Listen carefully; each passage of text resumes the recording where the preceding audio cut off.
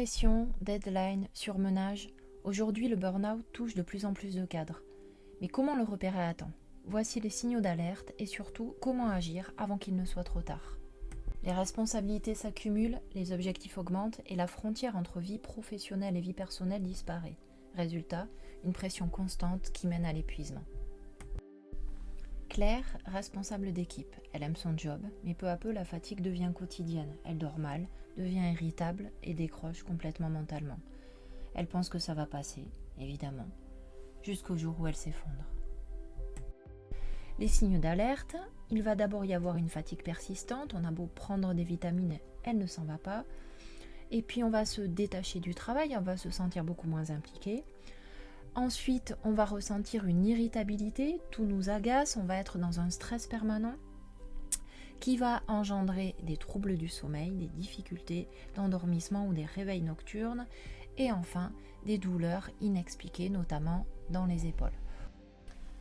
On va pouvoir proposer 4 solutions face à ces premiers signes. Première solution, ça va consister à une déconnexion, couper le pro et le perso. Faire des frontières qui soient bien définies. Éteignez les mails après le travail. Coupez les stimulations du téléphone portable, les messages, tout ce qui est professionnel, on coupe les notifications. Communication, deuxième point, ça va être mieux communiquer, mieux parler. Oser dire les choses à son manager, à son RH, avancer avec respect pour soi, trouver les mots et dire ce qui ne va pas. Troisième point, ça va être la délégation. On va déléguer, tout ne repose pas sur vous.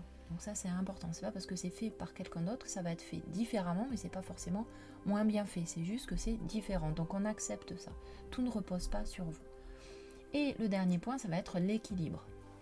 C'est-à-dire, trouvez votre équilibre, revenez à ce qui vous fait du bien. Il faut absolument que vous ayez des activités plaisir, des choses qui vous ressourcent en profondeur. En conclusion, le burn-out n'est pas une fatalité.